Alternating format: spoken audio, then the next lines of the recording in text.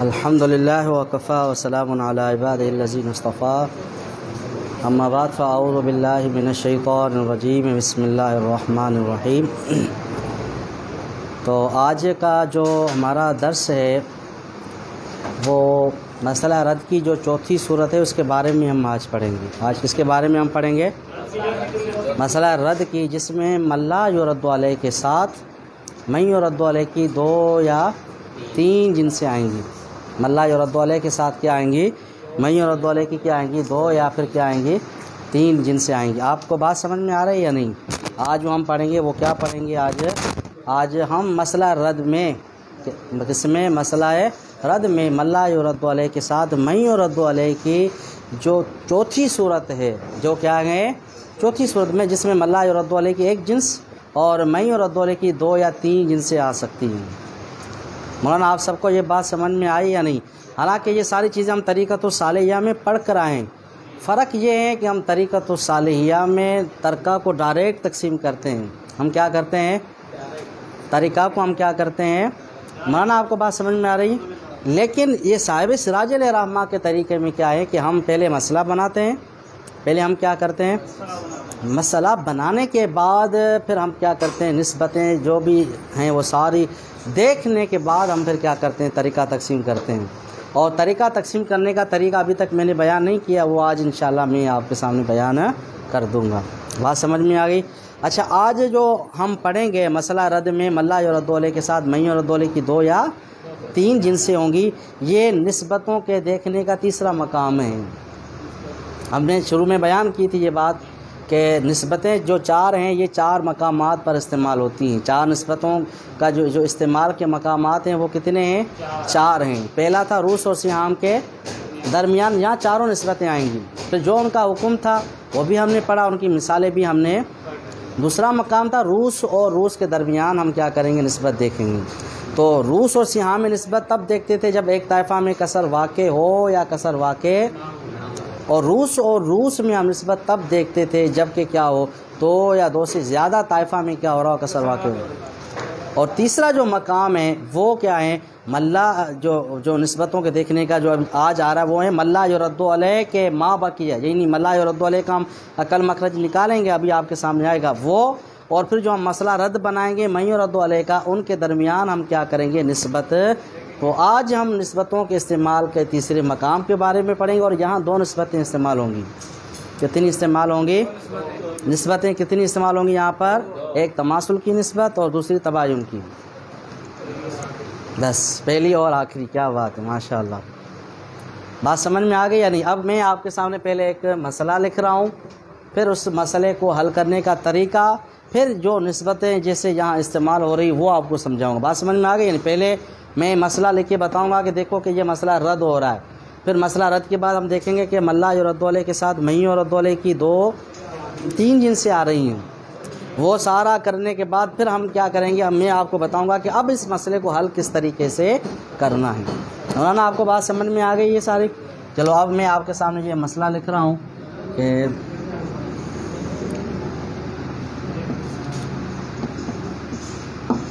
زوجہ ہیں، ماں ہیں اور فیفی بائی ہیں۔ یہ صاحب سراج علیہ الرحمہ والی مثال نہیں ہے۔ بات سمجھ میں آ رہی یا نہیں؟ صاحب سراج علیہ الرحمہ نے مثال تو اس انداز کی دی ہے لیکن وہ اور ہے۔ ٹھیک ہے، یہاں تک بات سمجھ میں آ گئی؟ تو زوجہ کو یہاں کتنا حصہ ملے گا؟ ربع ملے گا۔ اور ماں کو کتنا حصہ ملے گا؟ بھائی سدس کیوں ملے گا؟ ثلث ملے گا، کیونکہ 2 بھائی 2 بہنیں یا میت کی اولاد نہیں ہے۔ اور خفی بھائی چونکہ ہے کہ اس وجہ سے اس کو کتنا مل جائے گا؟ اب دیکھیں کہ قاعدے کے مطابق مسئلہ ہم کس سے بنائیں گے؟ 6 سے بنائیں گے؟ مولانا آپ بتائیں۔ 12 سے بنائیں گے مسئلہ ہم کیا؟ 9 اول میں سے ربع اور 9 ثانی کے بعض کے ساتھ مسئلہ ہم کس سے بنائیں گے؟ اب اگر آپ بھلے اپنے پاس یہ مسئلہ بنا لیں، اب ہم جب مسئلہ یہ بنائیں گے نا 12 سے، کس سے بنائیں گے؟ تو 12 کا ربع 3 ان کو ملے گا، ثلث جو ہیں 4 ان کو ملے گا، سدس 2 ان کو ملے گا۔ تو 2 اور 4 کتنے ہو گئے؟ 6 اور 3 کتنے ہو گئے؟ 9 ہو گئے، جب سہام کم ہو رہے ہیں اصل مسئلے سے۔ مولانا بات سمجھ میں آئی یا نہیں؟ یا لکھنا ضروری ہے؟ لکھوں میں؟ چلو آپ لوگوں کو یہاں سے لکھ دیتا ہوں. دیکھیں کہ 12 میں سے 3 ان کو اور 4 ان کو 2 ان کو. سہام کتنے ہو رہے ہیں؟ سہام کتنے ہو رہے ہیں مولانا؟ 9 ہو رہے ہیں. کتنے ہو رہے ہیں؟ اور اصل مسئلہ کیا ہے؟ اب یہ مسئلہ رد ہو گیا. اب یہ جی اب کمی ابھی تو حل کرنے کا طریقہ آگے آئے گا. پہلے آپ کو یہ سمجھایا کہ یہ دیکھو مسئلہ رد ہے. ملا یرد علیہ کے ساتھ مئی یرد علیہ کی کیا آ رہی ہیں؟ 2 جنسیں آ رہی ہیں. ملا یرد علیہ کے ساتھ کیا آ رہی ہیں؟ مئی یرد علیہ کی 2 جنسیں آ رہی ہیں. اب جب ملا یرد علیہ کے ساتھ مئی یرد علیہ کی 2 جنسیں آ جائیں تو اس وقت میں ہم کیا کریں گے؟ ملا یرد علیہ کا عقل مخرج سے مسئلہ الگ بنائیں گے اور ان دونوں کا مسئلہ الگ بنائیں گے. وعلیکم السلام ورحمۃ اللہ. مولانا بات سمجھ میں آئی یا نہیں؟ ملا یرد علیہ سے ان کا عقل مخرج کر کے مسئلہ ہم الگ بنائیں گے اور ان کا مسئلہ ہم کیا کریں گے؟ وہ کیسے؟ آپ دیکھیں یہی مسئلہ میں آپ کے سامنے دوبارہ لکھ رہا ہوں تاکہ آپ کو سمجھنے میں آسانی ہو جائے. یہ زوجہ ہیں ماں اور خفی بھائی. جی بات سمجھ میں آئی یا نہیں؟ تو اب ہم کیا کریں گے؟ اس کا جو حصہ دیا ہم نے روبو، اس روبو کا عقل مخرج ہم الگ بنائیں گے. عقل مخرج 4. عقل مخرج کیا بنایا ہم نے؟ 4. بات سمجھ میں آ گئی؟ اور ان دونوں کا مسئلہ ہم الگ بنائیں گے. یعنی ملا یرد علیہ کا مسئلہ عقل مخرج کر کے الگ بنائیں گے صاحب سراج علیہ رحمہ کے اصول کے مطابق، اور ان دونوں کا جو ہم مسئلہ بنائیں گے وہ ہم کیا کریں گے؟ الگ بنائیں گے. اب چونکہ ان کو ملا ہے ثلث اور سدس تو مسئلہ ہم بنائیں گے 6 سے. اصل مسئلہ کس سے ہوگا؟ اصل مسئلہ ہوا 6 سے. تو 6 کا ثلث کتنا آئے گا؟ 6 کا ثلث کتنا آئے گا؟ جی 2. 4 کیسے آئے گا مولانا؟ اور سدس کتنا آئے گا؟ 1. تو 1 اور 2 کتنے؟ 1 اور 2 کتنے ہو گئے؟ 3. تو اب دیکھیں کہ یہ 6 ہیں اور یہ کیا ہیں؟ 3 ہیں. بات سمجھ میں آ گئی؟ تو اب جتنے سیام ہوئے ہیں مسئلے کو بھی ہم کیا کر دیں گے؟ تو رد و اعلیٰ کیا کر دیں گے؟ 3 کر دیں گے. بات سمجھ میں آ گئی؟ تو رد و اعلیٰ کیا کریں گے؟ اب یہ جو عقل مخرج بنایا نا ہم نے، اس عقل مخرج سے ہم اس کو حصہ دیں گے. اس کو ہم حصہ دیں گے تو کتنا ہوگا حصہ؟ جی 1 ملے گا. کتنا ہوگا؟ جب ہم نے اس کو 1 دیا تو باقی کتنے بچ گئے؟ یہاں ہم لکھیں گے عربی میں ما بقی یا 3. یعنی ملا یرد علیہ کا عقل مخرج سے مسئلہ الگ بنا کے اس مسئلے سے ان کو حصہ دینے کے بعد جو بچ جائے وہ ہم یہاں رکھیں گے. اور مئی اور رد علیہ ورثہ جب 2 یا 3 جن سے آ جائیں، ابھی 2 کی مثال آئی پھر اس کے بعد 3 کی آئی، تو ان کا ہم مسئلہ الگ بنائیں گے. مسئلہ الگ بنا کے ان سے حصص دیں گے. یہ دیکھو ہم نے حصے دی. بات سمجھ میں آ گئی؟ تو جتنے حصے ہوتے جائیں گے اصل مسئلہ سے ہم مسئلے کو اتنا کم کرتے جائیں گے. وہ کل میں نے آپ کو بتایا نا کہ ثلث اور سدس آ جائے تو مسئلہ 3 سے بنتا ہے. بات سمجھ میں آئی کہ نہیں ہے؟ وہ بھی یہاں یہی بن رہا ہے. جی الگ مسئلہ. بات سمجھ میں آ گئی؟ اب یہ سارا پروسیس کرنے کے بعد کیا کہا؟ اس مسئلہ رد میں اور ما بقیہ میں ہم نسبت دیکھیں گے. وہ تو ابھی آ رہے. بات سمجھ میں آئی؟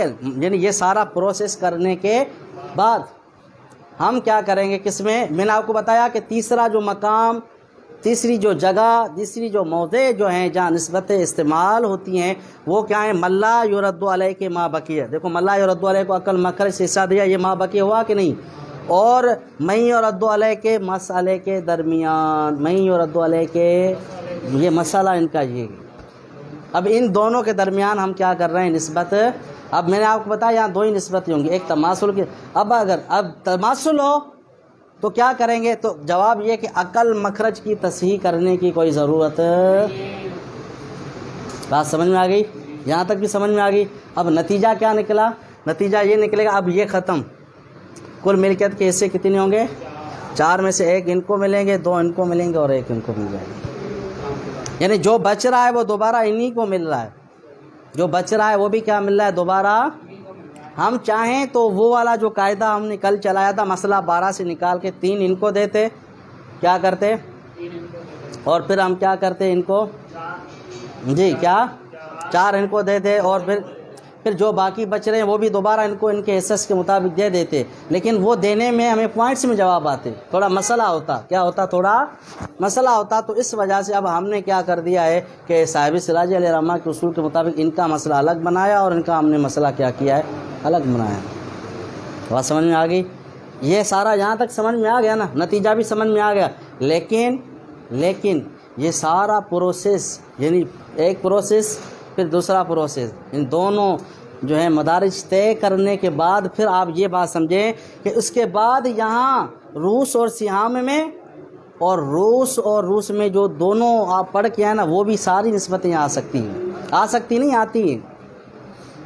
بات سمجھ میں آئی ہے نہیں؟ یہ سارا حل کرنے کے بعد، یہ آپ نے حل کیا، اس حل کرنے کے بعد آپ کے سامنے پھر کیا آ سکتی ہیں؟ روس اور سیام میں، اور روس میں جو ہیں وہ کیا ہیں؟ ساری نسبتیں یہاں آ سکتی ہیں۔ بات سمجھ آئی؟ مثلا اگر یہاں 2 زوجہ ہوتی تو 1 اور 2 میں کسر واقع ہوتا کہ نہیں ہوتا؟ تو تباین کے قاعدے کے مطابق پھر اس 2 کو دوبارہ مکل مخرج سے ہم تصحیح کرتے ہیں۔ یہ نسبت ہے نا ما بقیتین، یہ نسبت جہاں کے لیے دیکھنی ہے، یہ سمجھ میں تو آئی نا؟ میں دوسری مثال بھی لکھ رہا ہوں، یہ سمجھ میں آ گئی آپ کو؟ یعنی ملاج اور رد علیہ کا عقل مخرج ہم مسئلہ الگ بنائیں گے، اس سے ان کو اسے دیں گے، جو بچیں گے وہ ما بقیہ کر کے لکھیں گے اس ما بقیہ میں، اور ان کا جو ہم مسئلہ الگ بنائیں گے اس مسئلے کے درمیان اور ان کے درمیان ہم نسبت دیکھیں گے کہ نسبت کون سی پائی جا رہی ہے۔ یہ تماثل کی پائی جا رہی، تماثل ہے تو پھر ہمیں عقل مخرج کی تصحیح کرنے کی ضرورت نہیں ہے۔ لیکن یہ سارا پروسیس کرنے کے بعد پھر کیا ہے کہ جہاں روس اور سیام میں، روس میں جو ہے نا وہ کیا ہے، سارے کے سارے قاعدے جو آپ پڑھ کر آئیں وہ بالکل آئیں گے۔ اگر ٹائم کی قلت ہے، ورنہ میں تو آپ کو یہاں پر 25 20 30 مثالیں بنا دیتا، میرے لیے تو مسئلہ نہیں ہے یہاں۔ بات سمجھ میں آ گئی نا؟ اب میں اسی کی دوسری مثال لکھ رہا ہوں، پھر اس کے بعد تیسری مثال لکھیں گے جو صاحب سراج علیہ الرحمٰن نے دی ہے۔ بات سمجھ میں آ گئی آپ کو؟ لگتا ہے آج ان 2 مثالوں میں ہی ہمارا جو ہے وہ وقت جو ہے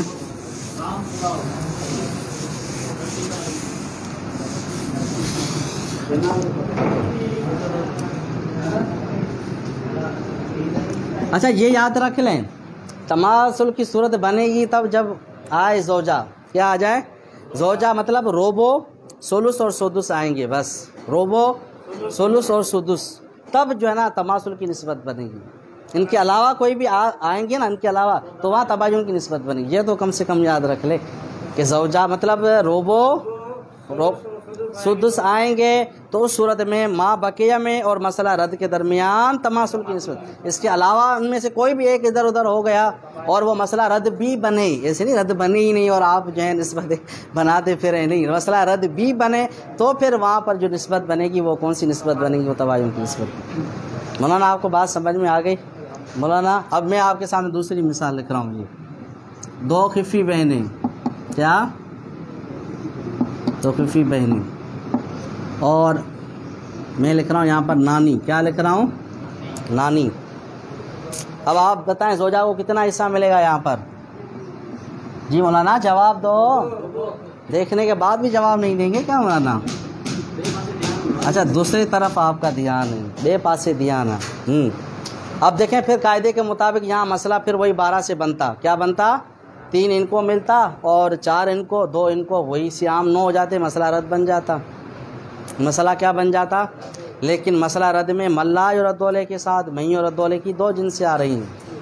بات سمجھ میں آ گئی نہیں؟ تو ان کا ہم مسئلہ الگ بنائیں گے اور ان کا ہم مسئلہ پھر کیا کریں گے؟ اب الگ مسئلہ جب ہم بنائیں گے تو یہاں کریں گے عقل مخرج، میں خالی مخرج لکھ رہا ہوں، عقل مخرج آئے گا کتنا؟ 4 سے اس کو ہم حصہ دیں گے، وہ باقی کتنے بچیں گے؟ 3، یہاں ہم لکھ دیں گے ما بقیہ 3۔ اب ان کا مسئلہ الگ بنائیں گے، ان دونوں کا جو ہم مسئلہ بنائیں گے وہ بنے گا 6 سے، تو رد و الا کتنے ہو جائیں گے؟ 3 کیوں ہو رہے ہیں؟ یہ ساری وضاحت ابھی اس پہلے والے مثال میں ساری کر کے آیا ہوں۔ فضل الرحمان بات سمجھ میں آ رہی ہے نا آپ کو؟ یہ چیز نوٹ کر لینا کہ مسئلہ ما بقیہ میں اور یہاں تماثل کی نسبت تب ہوگی جب روبو، سولس اور سدس آ جائے۔ صاحب سراجی نے بھی یہی ذکر کیا ہے، بات سمجھ میں آ گئی آپ کو؟ آپ دیکھیں کہ یہاں ان دونوں کے درمیان کون سی نسبت ہے؟ تماثل کی نسبت ہے، تو ہمیں عقل مخرج کی تصحیح کرنے کی کوئی ضرورت ہے۔ تو نتیجہ کیا نکلا؟ کل ملکیت کے 4 حصے ہوں گے، 1 اس کو ملیں گے، 2 اس کو مل جائے گا اور 1 اس کو ملے گا۔ لیکن یہاں دیکھیں تماثل کی نسبت ہے، اگر یہاں 4 خفی بہنیں ہوتی نا تو تداخل بے حکم توافق ہو جاتا، ہمیں پھر کیا کرنا پڑتا؟ اس کا دخل نکال کے عقل مخرج سے پھر دوبارہ ہمیں تصحیح کرنی پڑتی جی۔ اور اگر یہاں 2 زوجہ ہوتی، 4 خفی بہنیں ہوتی تو روس اور روس کے درمیان کسر واقع ہو جاتا، تو جب روس اور روس کے درمیان کسر واقع ہو جائے تو پھر ہم کیا کریں گے؟ اسی کے قاعدے کے مطابق مولانا بات سمجھ میں آ گئی؟ یہ ساری چیز آپ کو اس کو مٹا دوں مولانا؟ اچھا آپ کے پاس سراجی ہے یہاں پر رکھی ہوئی؟ تو جلدی سے صاحب سراجی والی مثال بھی لکھ دیں جلدی سے مولانا۔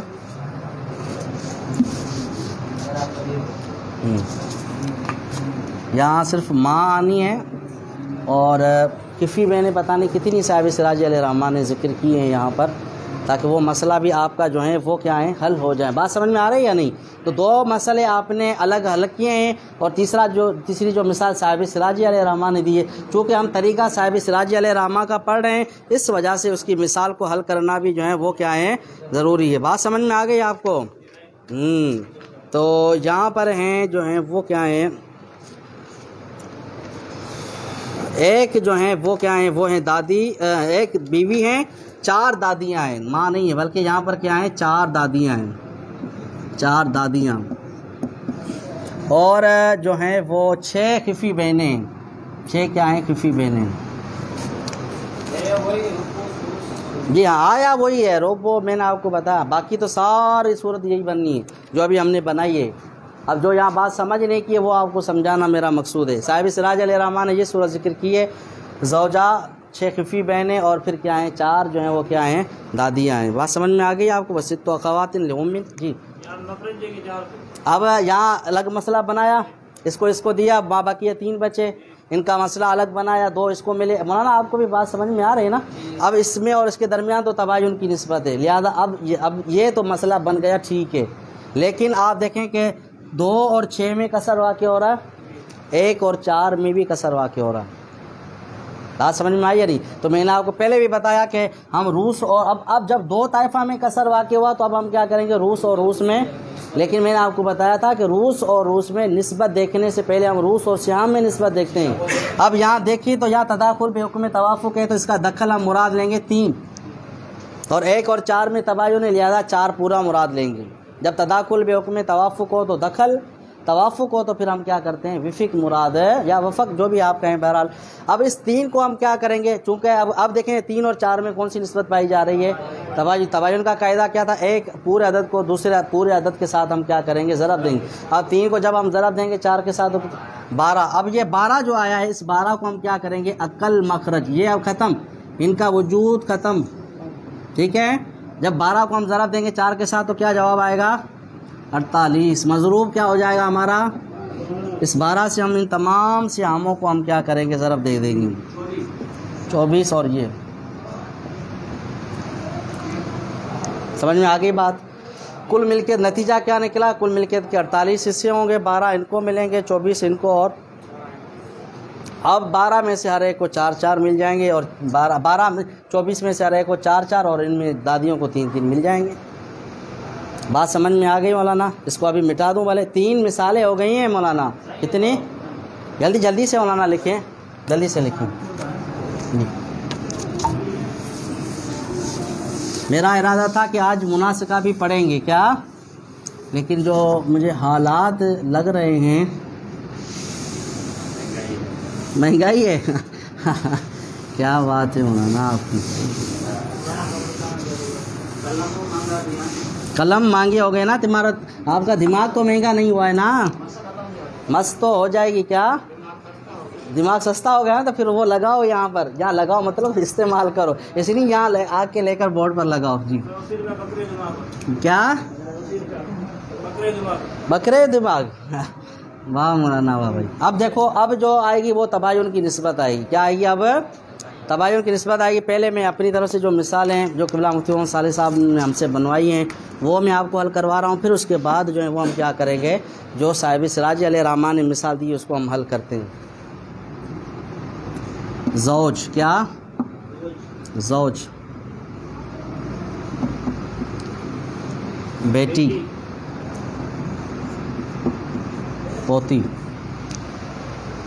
زوج کو کتنا حصہ ملے گا یہاں پر؟ ہاں روبو۔ اور بیٹی کو کتنا حصہ ملے گا؟ اور پوتی کو کتنا ملے گا؟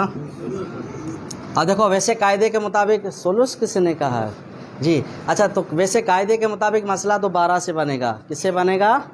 12 سے میں نے آپ کو وہ بات جو میں نے شروع میں بتائی نا، وہ جو خاکہ میں نے آپ کو بتایا وہ ذہن میں ہونا چاہیے۔ دیکھو ساری سراچی جو ہے نا، ساری میراث اسی خاکے کے اوپر آ رہی ہے، کوئی نئی چیز اس سے باہر نہیں ہے۔ حساب، ورثہ کی معرفت، ورثہ کے حصص کی معرفت، اصل مسئلہ مخرج نکالنے کا طریقہ، اس سے ورثہ کو حصص دینا، تحریر کون سی ہے، سالم کی ہے، اول کی ہے، رد کی ہے، یا اور پھر نسبتیں کہاں کہاں استعمال ہو رہی ہے، ان کا حکم کیا ہے، بس یہی میراث ہے۔ بات سمجھ میں آئی یا نہیں؟ جہاں اس کے علاوہ کوئی باہر چیز کوئی آ رہی ہے مولانا، نہیں آ رہی، باہر سے کوئی سازش نہیں ہو رہی ہے۔ کیا باہر سے کوئی سازش نہیں ہو رہی؟ جی تو اب ان کا ہم کیا کریں گے؟ دیکھو اب ویسے قاعدے کے مطابق مسئلہ بنا، 12 سے 3 ان کو ملا، 6 ان کو، 2 ان کو، تو 2 اور 6 ہو گئے 8، 8 اور 3 کتنے ہو گئے 11، 12 بنائیں گے تو مسئلہ تو سالم بن جائے گا۔ مولانا آپ کو بات سمجھ میں آ رہی؟ اب جب مسئلہ سہام کم ہو گئے اصل مسئلے سے، لہذا یہ مسئلہ رد ہے۔ مسئلہ رد میں ملا یرد علیہ کے ساتھ میں یرد علیہ کی 2 جنسیں آ رہی ہیں، ملا یرد علیہ کے ساتھ کیا آ رہی ہیں، میں یرد علیہ کے۔ تو اب کیا کریں گے؟ ان کا عقل مخرج سے ہم مسئلہ الگ بنائیں گے، ان کا ہم کیا کریں گے؟ مسئلہ ہم کیا کریں گے؟ الگ بنائیں گے۔ 4 سے 1 اس کو مل جائے گا، 4 سے کیا ہو جائے گا؟ 1 اس کو مل گیا۔ اب ان دونوں کا مسئلہ ہم الگ بنائیں گے، وہ مسئلہ بنانے کا قاعدہ کیا ہے وہ آپ نے پڑھ لیا ہے۔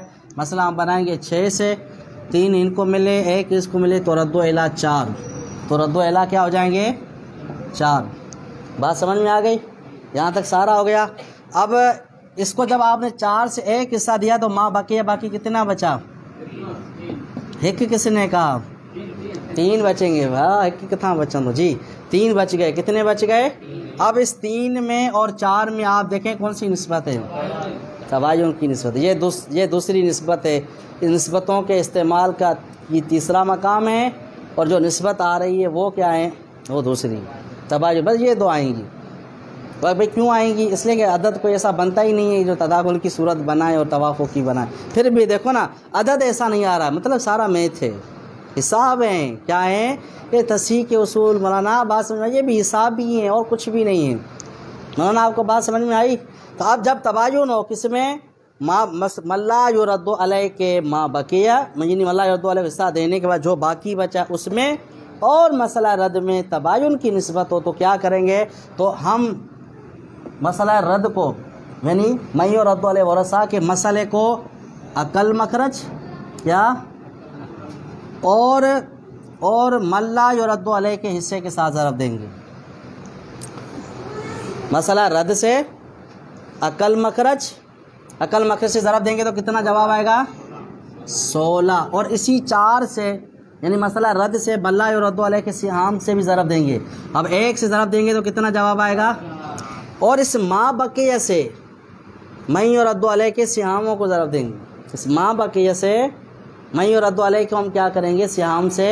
اب 3 سے ضرب دیں گے، 3 سے 3 کتنا، اور اس 1 کے ساتھ دیں گے تو 3 اور 9 کتنے ہو گئے؟ 12 اور 4 کتنے ہو گئے؟ تصحیح بھی 16 ہوئی ہے، سیام بھی ہوئی۔ تصحیح کے بعد کسر نہیں رہے گا، بنا کم خراب نہیں ہے، کم بہتر ہے جی، مشکل نہیں ہے۔ دوسری بھی مثال آ رہی ہے، میں ایسی دوسری مثال بھی بنوا رہا ہوں آپ لوگوں کے لیے تاکہ آپ کو آسان ہو جائے۔ مولانا بات سمجھ میں آ گئی؟ جی مولانا بات سب کو سمجھ میں آ گئی؟ دیکھو لیکن یہ ساری تصحیح کرنے کے بعد، یہ ساری تصحیح پھر یہاں روس اور سہام میں، روس میں جو نسبتیں ہم پڑھ کر آئے نا، وہ ساری کی ساری یہاں لائق ہو سکتی ہیں۔ مثلا یہاں اگر 1 پوتی ہے، یہاں 3 پوتیاں ہوتی تو تماثل کی نسبت، 6 پوتیاں ہوتی تو تداخل بحکم توافق کی نسبت، بات سمجھ آ گئی؟ 4 پوتیاں ہوتی تو تباین کی نسبت بن جاتی، روس اور سہام میں۔ بس وہ مثال تو اب اسی پہ بن چکا، اگر اس کو ہم زیادہ کریں گے تو پھر تو یہ بیچارے اس کو کلٹی شاہ کا نعرہ لگ جائے گا، تو جو صورت ہم بنانا چاہ رہے ہیں وہ بنے گی ہی نہیں۔ بات سمجھ میں آ گئی مولانا؟ اب اس کی دوسری مثال، پھر اس کے بعد جو صاحب سراج علیہ الرحمٰن نے مثال دی ہے وہ میں آپ کے سامنے ذکر کر رہا ہوں۔ دوسری مثال فی الحال آسان بنا رہا ہوں میں، یہ سوری کی مثال چلو، یہاں بیٹی بھی ہے پوتی بھی ہے، یہاں کر دیں زوجہ، کیا کر دیں گے ہم؟ زوجہ، اور پوتی کے ساتھ کر دیں ماں، پوتی کے ساتھ ہم کیا کر دیں گے؟ آپ دیکھیں ملا یرد علیہ کے ساتھ میں یرد علیہ کی 3 جنسیں آ رہی ہیں، پہلے تو آپ کو یہ معلوم ہونا چاہیے کہ واقعی میں یہ مسئلہ رد بن بھی رہا ہے یا ہاں آپ میرے ساتھ ہاں ہاں کر رہے ہیں.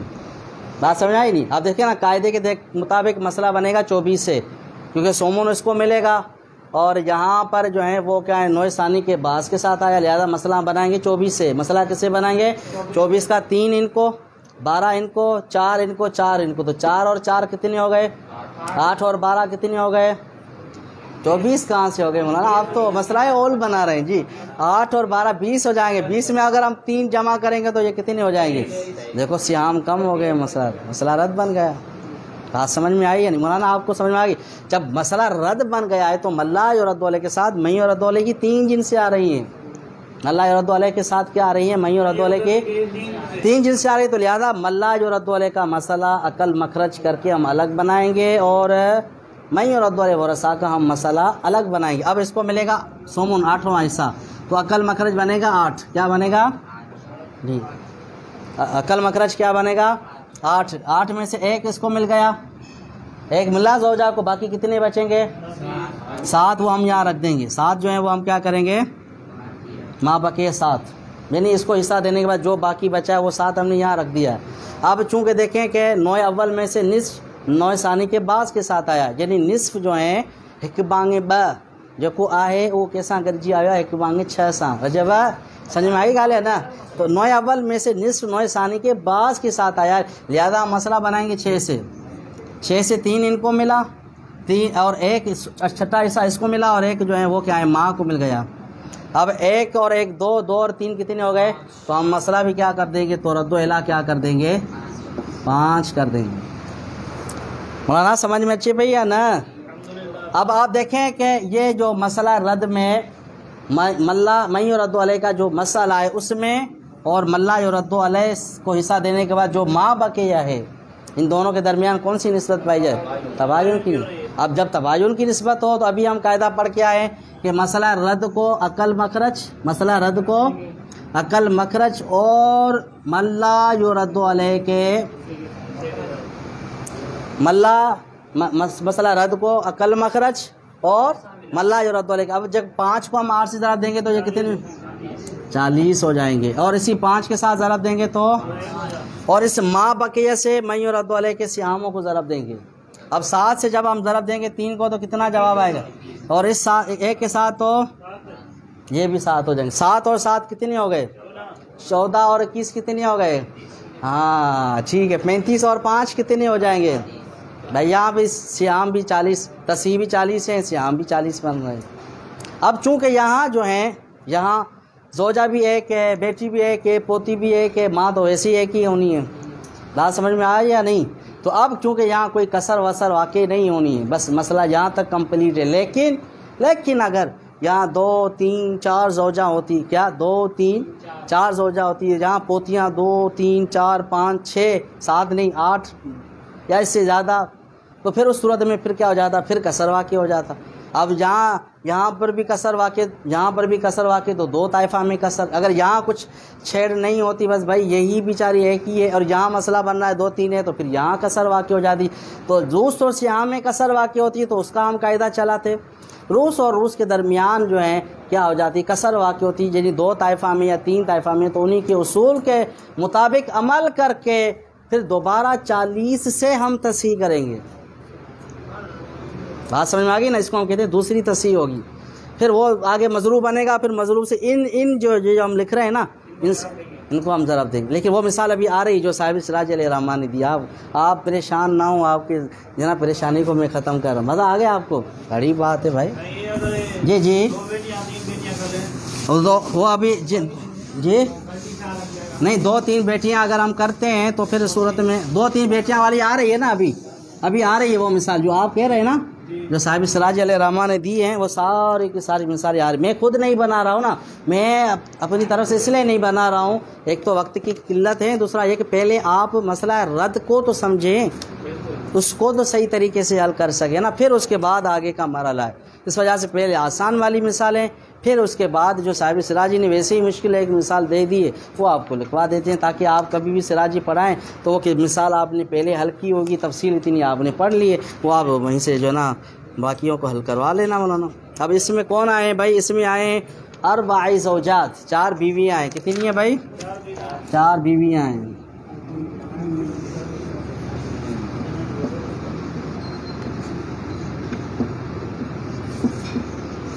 اور 9 بیٹیاں ہیں. کیا ہیں؟ اور صاحب سراجی نے 6 دادیاں لکھی ہیں. ہم چاہیں تو 6 پوتیاں بھی لکھ سکتے ہیں، لیکن لکھیں گے تو پھر کلٹی شاہ کا نعرہ. بات سمجھ آ گئی جی؟ 6 دادیاں. پھر وہ مسئلہ رد والی بنے گی نہیں، مطلب وہ ملا اور دولے کے ساتھ میں اور دولے کی ایک جنس آئے گی. جنس تو آئے گی لیکن ایک آئے گی. وہ یہ آپ جواب دینا مولانا. اچھا اب یہاں بیویوں کو کتنا حصہ ملے گا؟ یہاں پر سمن ملے گا. اور بیٹیوں کو کتنا حصہ ملے گا؟ اور دادیوں کو کتنا حصہ ملے گا یہاں پر؟ اب دیکھو اب دیکھو قانون کے مطابق مسئلہ بنے گا 24 سے. 24 میں سے 3 ان کو، 16 ان کو اور 4 ان کو. تو پھر بھی جو ہے نا سیاموں کو جب اکٹھا کریں گے تو پھر 23 ہو جائیں گے. 16 اور 4 20 ہو گئے. 20 اور 3 یہ 23. بھائی مسئلہ رد ہے. بھائی مسئلہ رد ہے تو کیا کریں بھائی؟ دیکھیں ملا اور دولے کے ساتھ میور اور دولے کی 2 جنس سے آئی ہیں. ان کا الگ مسئلہ بناؤ اور ان کا پھر کیا کرو الگ مسئلہ بناؤ. نہیں وہ تو میں آپ کو بنا کے بتا رہا ہوں کہ مسئلہ رد. ان کا مسئلہ الگ بنائیں گے عقل مخرج سے. عقل مخرج سے مسئلہ بنے گا کتنا؟ 8. ٹھیک ہے میں عقل مخرج یہاں پھر نہیں لکھ رہا ہوں، چلو آپ لوگوں لکھ دیتا ہوں، پھر خامہ میں پریشان ہو جائیں گے. عقل مخرج کتنے ہوئے؟ 8. 8 سے اس کو کتنا حصہ ملے گا؟ ماں بقیہ باقی کتنے بچ گئے؟ 7 بچ گئے. اب ان کا ہم مسئلہ الگ بنائیں گے. قاعدے کے مطابق مسئلہ بنا 6 سے. 16 آیا 4، سدس آیا 1، تو رد و اعلیٰ کتنا ہو جائے گا؟ 5. اب دیکھیں کہ 5 اور 7 کے درمیان جو نسبت پائی جا رہی ہے وہ کون سی؟ تباین کی نسبت. تباین کے قاعدے کے مطابق مسئلہ مئی اور رد و علیہ کے مسئلے کو ہم ضرب دیں گے کس کے ساتھ؟ عقل مخرج کے بھی ساتھ ضرب دیں گے اور ملا اور رد و علیہ کے سہام کے ساتھ بھی. اب 5 کو ہم ضرب دیں گے جب 8 کے ساتھ تو یہ تصحیح کتنی ہو جائے گی؟ 40. 5 1 کو 5 کے ساتھ ضرب دیں گے تو یہ ہو جائیں گے 5. اور ماں بقیہ کے سے ہم کیا کریں گے؟ میں اور رد و علیہ کے سیاموں کو ضرب دیں گے. 7 کو ضرب دیں گے 4 کے ساتھ جواب آئے گا 28. اور 7 کے ساتھ ضرب دیں گے تو 1 کے ساتھ ضرب دیں گے تو یہ 7 جواب آئے گا. تو 7 اور 28 35. 35 اور 5 یہ کتنے ہو گئے؟ تو وہاں پر بھی 40 بنے اور یہاں پر بھی. مولانا فضل الرحمان ہاں موبائل رکھ جا پانا. ٹھیک ہے تو پوچھنے میں سہولت تھی. اب دیکھیں 5 اور 4 میں کسر واقع ہوئی کہ نہیں ہوئی؟ اور 28 اور 9 میں کسر واقع ہوئی کہ نہیں ہوئی؟ 7 اور 6 میں کسر واقع ہوئی کہ نہیں؟ 3 طائفہ میں کسر واقع ہو رہا ہے. کیا ہو رہا ہے؟ 3 طائفہ میں کیا ہو رہا ہے؟ اب تینوں میں تباین ہے. روس اور سیام میں، روس اور سیام میں، یعنی یہاں روس اور سیام میں بھی تباین، یہاں روس اور سیام میں بھی تباین، یہاں روس اور سیام میں. تو ہم یہ پڑھ کر آئے ہیں کہ جب روس اور سیام میں تباین ہو تو ہم پورا عدد مراد لیتے ہیں. تو یہاں پر بھی پورا عدد مراد لیں گے 4. کیا مراد لیں گے؟ بات سمجھ میں آئی یا نہیں؟ 4 لیں گے. یہاں پر بھی پورا عدد مراد لیں گے 6. بات سمجھ میں آئی؟ میں نے کہا تھا پہلے بڑا چھوٹا عدد پھر اس سے بڑا پھر اس ترتیب سے لکھنا ہے. 28 اور 9 میں بھی تباین کی نسبت ہے تو یہاں پر بھی ہم 9 لے کر آئیں گے. تو آپ دیکھیں گے 4 اور 6 میں توافق کی نسبت ہے، 6 اور 9 میں بھی توافق کی نسبت ہے. کیونکہ 4 اور 6 کو ایک تیسرا عدد تقسیم کر رہا ہے، 6 اور 9 کو بھی کیا کر رہا ہے؟ ایک تیسرا عدد. تو نتیجہ کیا نکلا کہ روس اور روس میں توافق کی نسبت پائی جا رہی ہے. بات سمجھ میں آئی یا نہیں؟ طریقۃ الصالحیہ میں نسبتوں کا چکر نہیں، ڈائریکٹ طریقہ کو تقسیم کرتے جائیں. بات سمجھ میں آ گئی یا نہیں؟ یہاں جو ہے وہ کیا ہے؟ ساری نسبتیں وہی چلانی ہیں. تو 4 اور 6 میں کون سی نسبت ہیں؟ توافق. 6 اور 9 میں کون سی نسبت ہیں؟ تو توافق کا قاعدہ ہم پڑھ کر آئے. جب روس اور روس میں توافق ہو تو ایک عدد کے وفق کو دوسرے پورے عدد کے ساتھ، اب اس کا وفق آئے گا 2. یہ تو پوچھنے کی ضرورت نہیں ہے نا 2 کیوں آئے گا، یہ بھی ضرورت ہے مولانا. جی ٹھیک ہے. اب 2 کو ہم ضرب دیں گے 6 سے تو جواب کتنا آئے گا؟ اب 12 اور 9 میں کون سی نسبت ہے؟ توافق کی نسبت ہے. کیا ہے 12 اور 9 میں کون سی نسبت ہے؟ کیونکہ 3 کا عدد اس کو بھی تقسیم کر رہا ہے اور 12 کو بھی. تو 3 کا عدد 12 کو تقسیم کر رہا ہے 4 مرتبہ، تو یہ 4 ہوا وفق. اس 4 کو ہم ضرب دیں گے کس کے ساتھ؟ 9 کے ساتھ. تو ہمارا جواب آخری مبلغ جو آئے گا وہ آئے گا اس 36 کو. پھر ہم دوبارہ کیا کریں گے؟ اس 40 کے ساتھ ہم ضرب دیں گے، یعنی دوسری تصحیح کریں گے. مولانا بات سمجھ میں آئی؟ آپ نے تصحیح کر لی. کتنے آئے؟ 1400. بھائی 36 کو 40 کے ساتھ ضرب دیں گے تو مولانا فضل الرحمان دامت برکاتہ العالیہ فرما رہے ہیں 1440 جواب آئے گا. کتنا جواب آئے گا؟ اور یہ مضروب جو بنے گا وہ بنے گا 36. 36 کو مولانا 7 کے ساتھ ضرب دیا تو کیا جواب آیا؟ جی مولانا 252 آئے. پکی بات ہے بھائی، یہ 252 فرما رہے ہیں مولانا فضل الرحمان صاحب. اور یہ 28 کو جب ہم ضرب دیں گے 36 کے ساتھ تو کیا جواب آئے گا؟ 1008. اچھا، اور جب 5 کے ساتھ دیں گے تو جی 180.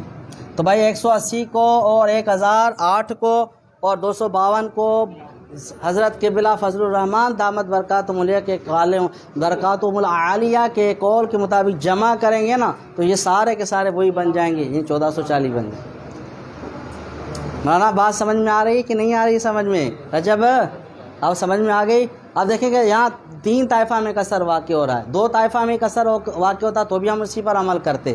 1 طائفہ میں کسر واقع ہوتا تو روس اور سیام میں نسبتیں دیکھ کر پھر ان کے قاعدے کے مطابق عمل کر کے ہم کیا کرتے اپنے مسئلے کو حل کرتے. سمجھ میں آ گئی مولانا؟ اس کو مٹا دوں میں. آج ویسے ارادہ تھا کہ مناسکہ پڑھیں گے لیکن کیونکہ ٹائم کم ہے تو میں آج آپ کو ایک اور چیز جو رہ گئی ہے وہ سکھاتا ہوں کہ ترکہ کیسے تقسیم کریں گے. کیا کہا جی؟ بات سمجھ آ گئی نا؟ جو طریقۃ الصالحیہ میں ہم شروع میں سیکھتے تھے یہاں صاحب سراج علیہ الرحمہ میں ہم کیا کر رہے ہیں؟ صاحب سراج علیہ الرحمہ نے ترکہ کو تقسیم کرنے کا جو طریقہ ہے وہ مسئلہ رد سے پہلے بیان کیا ہے.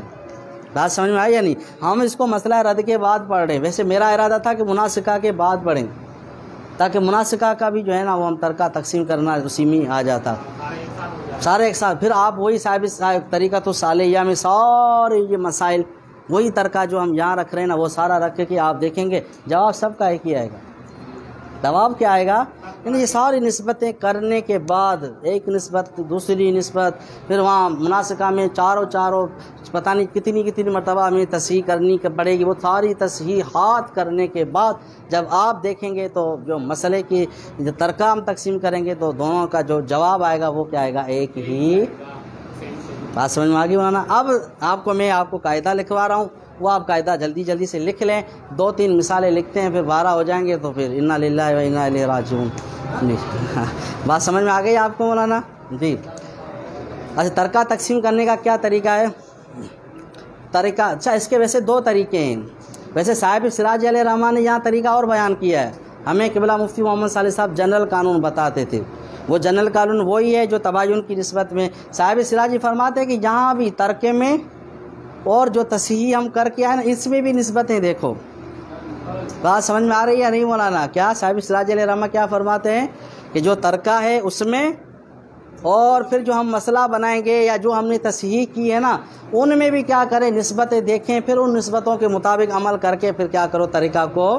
لیکن اب ہم فی الحال نسبتوں کو چھوڑ کے ایک جنرل قانون ہے وہ ہم کیا کرتے ہیں اس پہ عمل کرتے ہیں. اور وہ جنرل قانون وہی ہے جو صاحب سراج علیہ الرحمہ نے تباین کی صورت میں بیان کیا ہے کہ جب تصحیح میں اور ترکہ میں تباین کی نسبت ہو تو وہاں اس صورت میں ہم کیا کرتے ہیں وہی قاعدہ جنرل قانون ہے وہ آپ جہاں چلاتے جائیں گے وہ ہر جگہ چلتا جائے گا.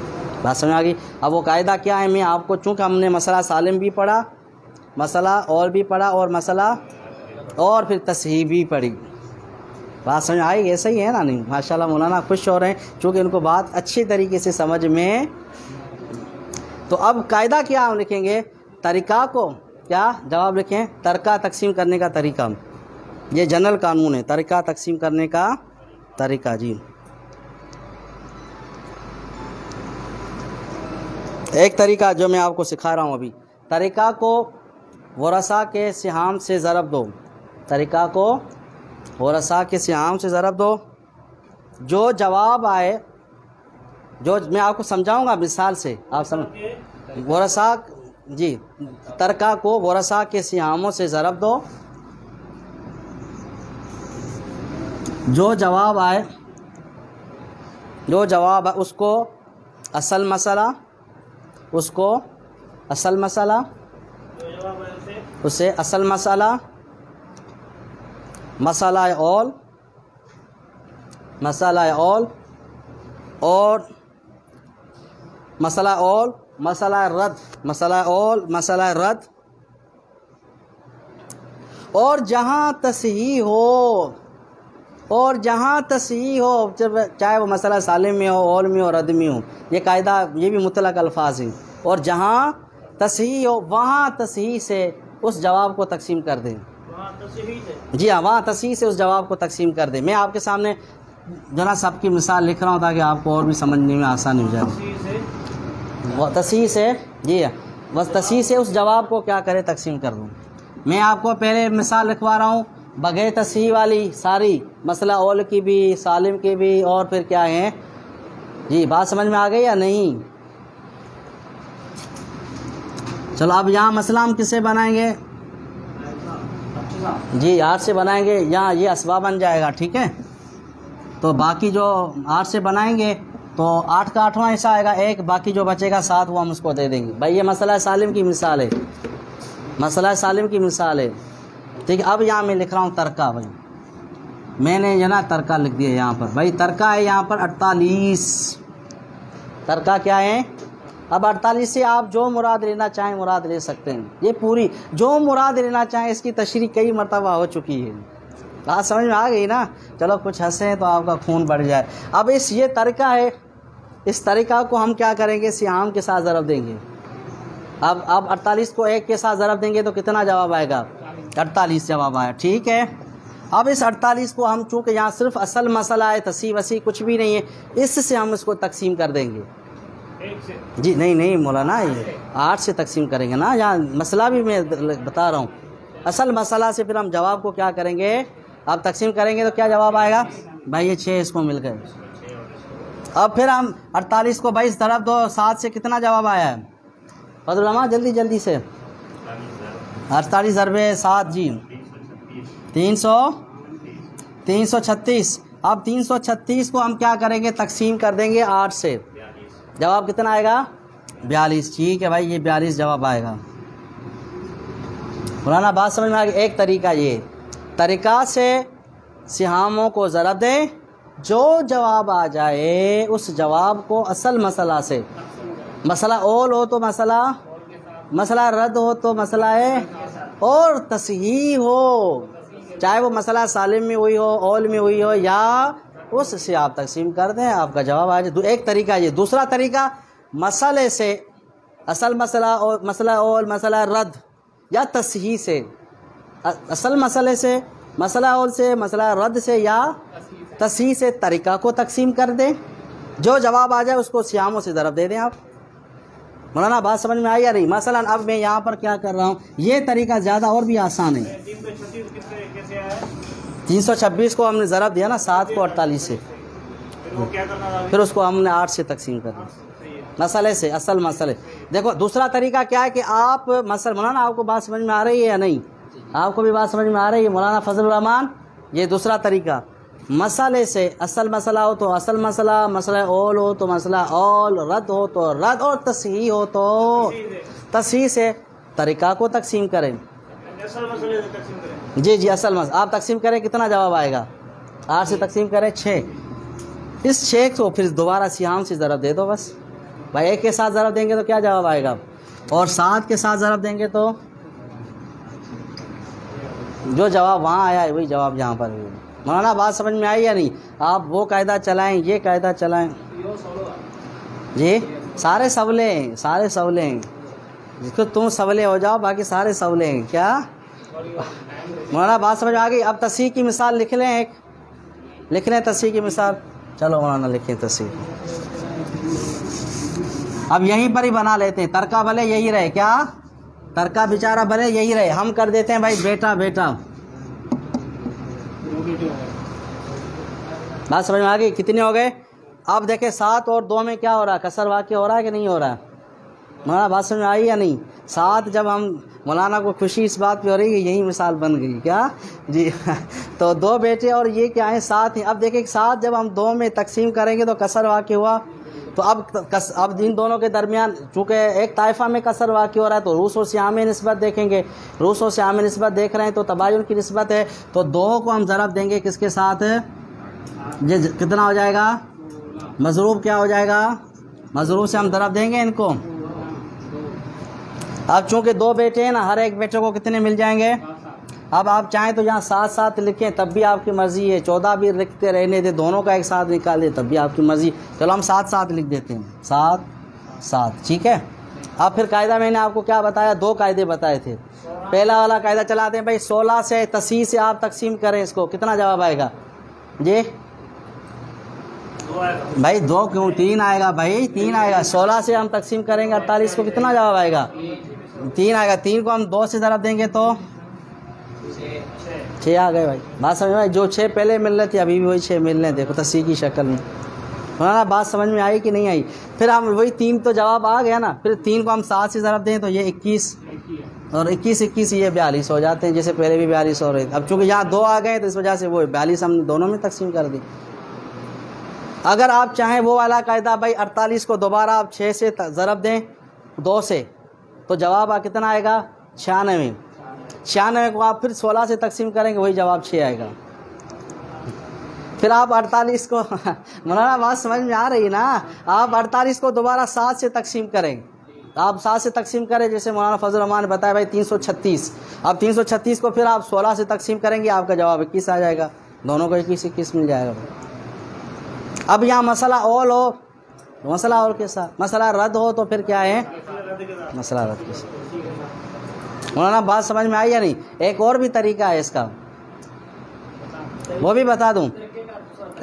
ترکے کا ترکنے کا بات آئی سمجھا؟ ترکن جو بیو طریقہ یا چوب آئے ہم، بات سمجھ میں آ گئی نہیں؟ وہ کیا طریقہ ہے کہ آپ یعنی اس سے یا مسئلہ ہو تو مسئلہ سے، اور تصحیح ہے تو تصحیح سے ڈائریکٹ آپ سہام کو پہلے تقسیم کریں، پوائنٹ میں جواب آئے گا. جو جواب آئے نا اس کو طریقہ سے آپ ضرب دے دیں. بھلے آپ کر کے دیکھ لیں موبائل میں، آپ کا جواب وہی آئے گا. بھلے آپ دیکھ لیں موبائل میں، چونکہ آپ پوائنٹس میں جواب آئے گا نا. یہ 16 ہیں، 16 سے آپ تقسیم کریں 2 کو، وہ پوائنٹسوں میں جواب آپ کا آئے گا. پھر اس جو جواب آئے گا اس کو آپ 48 سے ضرب دے دیں. 16 سے تقسیم کریں 2 کو، پہلے 2 لکھیں پھر 16 لکھیں، 2 پھر جو ہے نا تقسیم 16، پوائنٹس میں جواب آئے گا. پتہ نہیں پوائنٹ سے کہاں پہنچیں گی، پھر اسی کو آپ ضرب دے دیں، 48 سے آپ ضرب دے دیں. بھائی میں آپ کو طریقے بتا رہا ہوں نا خدا کے بندے، یہاں تو ایسے لکھے ہوئے، آپ کو بہت ساری چیزیں کام آ سکتی ہیں یہ چیزیں. مولانا جواب وہی آیا کہ نہیں آیا؟ جواب 6 آیا، یہ 6 آیا. دیکھو تینوں طریقے ہیں، آپ ترکہ جس انداز سے آپ تقسیم کریں گے تو جو آپ کا جواب آئے گا نا وہ جواب کیا آئے گا؟ ایک ہی. اب یہ سارا کچھ بتانے کے بعد پھر میں بتا رہا ہوں کہ یہ تصحیح وسیع اور کچھ بھی نہیں ہے، یہ سارا میتھ کا قاعدہ ہے. بھائی دیکھو نا یہاں ہم کتنی چینجنگ کر رہے ہیں. بھائی صاحب سراجی کہہ رہے ہیں کہ ترکہ میں، صاحب سراجی کہیں گے نہیں، یہاں صاحب سراجی کی میں بات بتا رہا ہوں. بھائی 16 اور 18 میں نسبتیں دیکھیں کیا کریں، اور یہ مثال تو صاحب سراجی نے دی نہیں ہے جو ابھی ہم یہاں پڑھ رہے ہیں. صاحب سراجی نے کہا بھائی توافق کی نسبت ہوگی تباین کی، حالانکہ تداخل کی بھی نسبت ہو رہی. بات سمجھیں؟ صاحب سراجی کا بھائی اس 16 اور 18 میں کون سی نسبت ہے؟ 48 میں کون سی نسبت ہے؟ تداخل کی نسبت کی پھر 2 صورتیں بنتی ہیں، کبھی ترکہ اس میں داخل ہوگا، کبھی یہ ترکے میں داخل ہو جائے گا، یہ بھی صورتیں بنیں گی. مثلا اگر یہاں ہم 8 لکھ دیتے نا، 8 کیا لکھ دیتے تو یہ پھر 8 16 کو تقسیم کر رہا ہوتا، لیکن یہاں چونکہ 48 ہے. اب جب ترکہ تداخل ہو، یہ پھر علماء نے بیان کی ہے. صاحب سراج نے تباین کی بات کی ہے اور توافق کی ہے، تداخل کی نہیں ہے. 16 8 کو کتنی مرتبہ تقسیم کرے گا؟ اب 3 کو پھر صرف ان سے ضرب دے دو بس.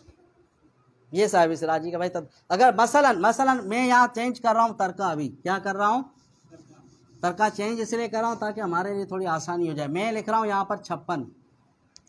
کیا لکھ رہا ہوں میں؟ بات سمجھ میں آ گئی؟ کتنے ہیں یہاں پر؟ بات سمجھ آ گئی؟ اب 16 اور 56 میں کون سی نسبت ہے؟ توافق کی نسبت ہے. 2 کا عدد اس کو کتنی مرتبہ تقسیم کرے گا؟